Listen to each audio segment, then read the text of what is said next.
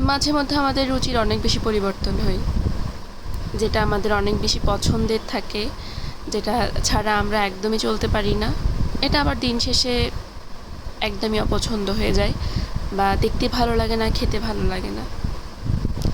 Same আমার dragon ফলটাও আগে একদমই পছন্দ ছিল না, আর খেতেও একদমই ভালো লাগতো না।